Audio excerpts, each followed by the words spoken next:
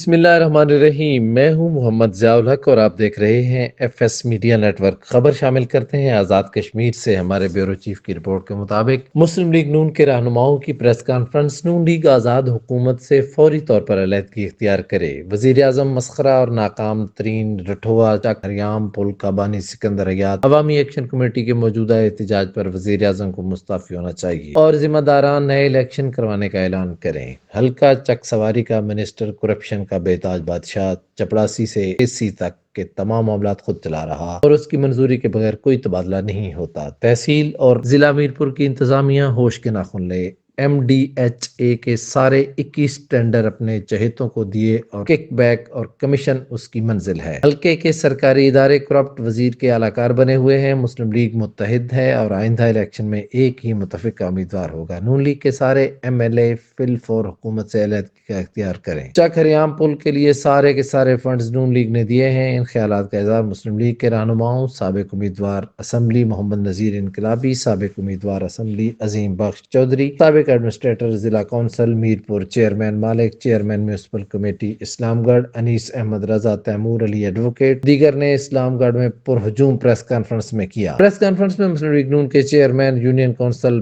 پوٹھا بینسی حمزہ Iqbal, counsellor Tariq, counsellor Sajjad گوگا، ٹھیکیدار عبدالحمید، ارشد مٹھا، Irfan بندوری، counsellor حاجی طارق محمود، راجہ Javed Iqbal carry اور چودھری غزن پوٹھا بینسی سمیت دیگر رہنما موجود ہیں۔ تیمور علی ایڈوکیٹ نے کہا کہ قاسم مجید 95% کام کنیلی، فیض پور اور پینام میں کروایا رہا ہے۔ لگتا ہے وہ صرف 3 یونین کونسل کا وزیر ہے۔ سبسکرائب کیجئے FS میڈیا نیٹ ورک اور دیکھتے رہیے تازہ ترین تبصرے اور خبریں۔